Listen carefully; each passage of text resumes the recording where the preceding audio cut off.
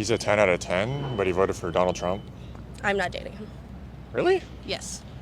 He's not a 10 out of 10 then.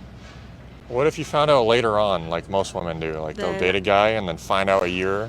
Would you just break it right away? Yes. It's that bad? It is that bad. How come? Because then he voted against my rights. He voted against Roe v. Wade. He voted against just women in the workplace overall. He voted for someone who has been accused of sexually assaulting women. I can't date someone who supports that.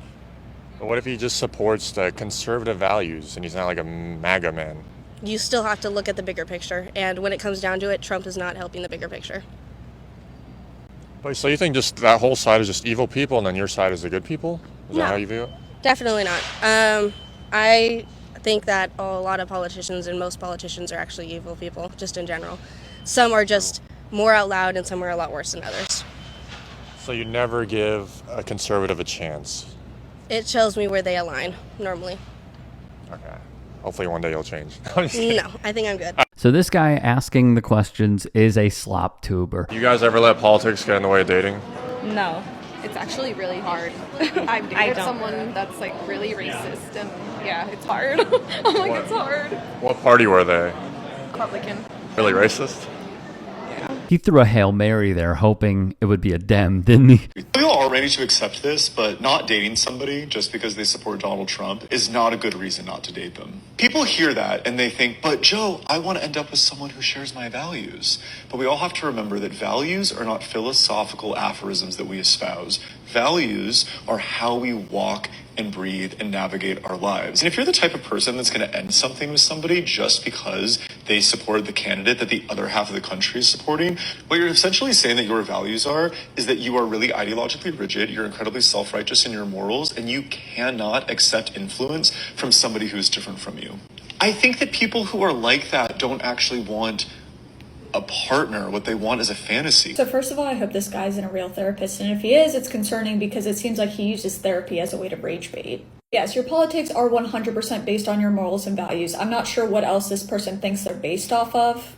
I feel like he's just saying words in a certain way to make it sound like that's not the case. First, he says that morals and values aren't philosophical aphorisms. Imagine if you really value human rights, like the rights of gay and trans people or the reproductive rights. Your partner doesn't value human rights. That's a big deal. You're going to walk and navigate your life differently because of that. So this dude sucks, but regardless, he misses the point completely.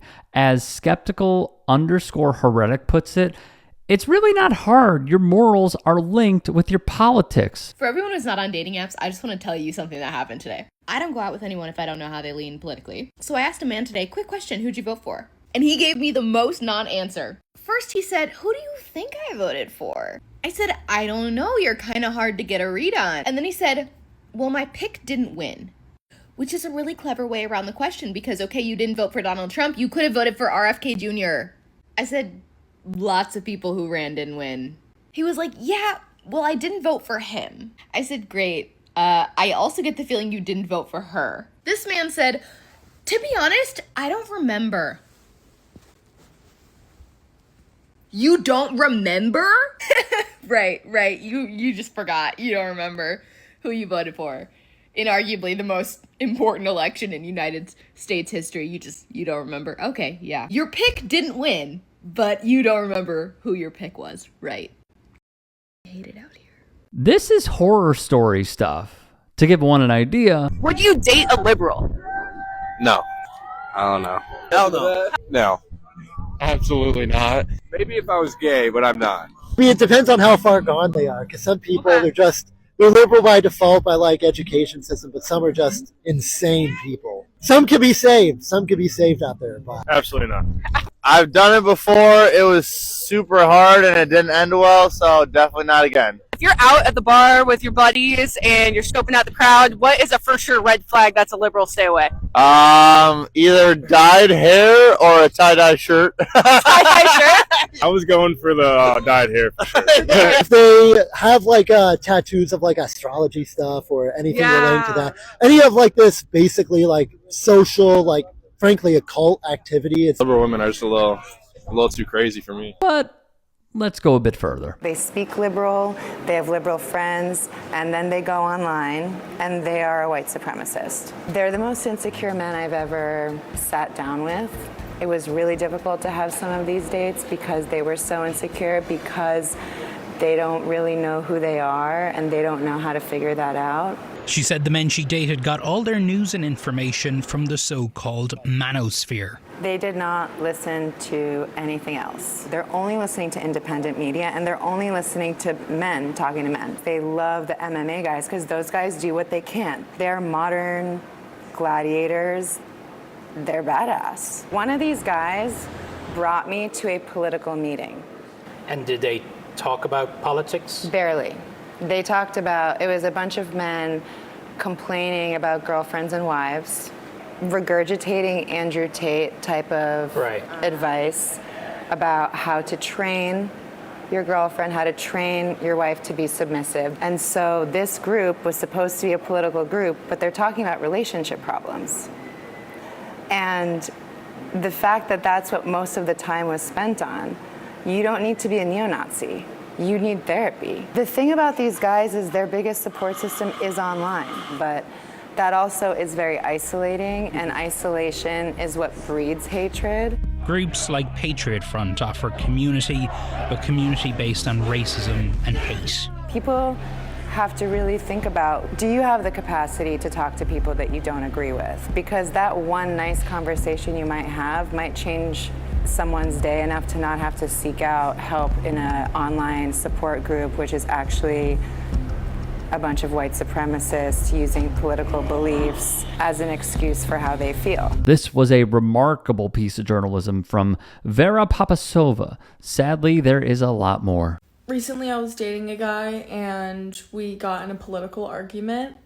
And after we had been talking about DEI and gun control and abortion, you know, the big hitters, he was like, I wish I would have known you were so liberal before I fell in love with you. I wish I would have known you were so Republican. Oh my God. I mean, he told me he was an independent, but I think he supported me being a liberal, and he did not support himself being a liberal. But he would say things like, well, I like support that if you support it, but I don't think he actually supported that. I don't think he actually supported anything I believed in, which is why we are not together, obviously, anymore. As a married man who got into dating a little bit later in life because I lacked the confidence, as I've learned through my therapy, through a lot of bullying, and because I looked different when I was younger, but we're not talking about me here. Let me be very clear about something. If you are a man and you are watching this and you are dating, do you understand how easy it is right now to find an amazing person? Truly. The bare minimum is believe in women's rights. If you're dating a woman, of course. If you're looking for somebody else, it is, I don't know, human rights. Like just anything. The lowest bar is, are you a fascist? That's it. And if you say, no, I'm not a fascist, you have a good chance of finding your soulmate these days. Because what it is showing is your moral compass. It is proving the kind of person you are with one single vote. I don't think we've ever been here before as a society. Maybe we have. But at least in 2026, oh my God, it is so easy. Not only have I seen horror stories like these, but I've also encountered them through people that I know and their younger siblings, etc. Just think that people should be able to make a decent wage. You don't vote for a pedophile protector. You think that the LGBTQ community is awesome and you believe that they should have rights like you and me. I mean, this is like playing basketball on a Nerf hoop, man. Like it's so easy. And every single story that I have seen when I was looking into this about the dating scene is guys just fumbling and stepping over themselves over and over and over again. Guys, It could not be easier. Just be a good person. Be a decent person. Listen to your significant other. Listen to the person that you're on a date with. Put your phone down. Care. Show that you want to make an effort, and also that you believe in their right to exist as they wish. It is remarkable seeing these stories. It truly is. Because, God, I feel for y'all. I really do. If you can and are willing, please become a paid member here at TYT Sports. And or go to tyt.com/join. In addition, you can follow me on Twitter, Instagram, and TikTok. Appreciate it. Have a great day.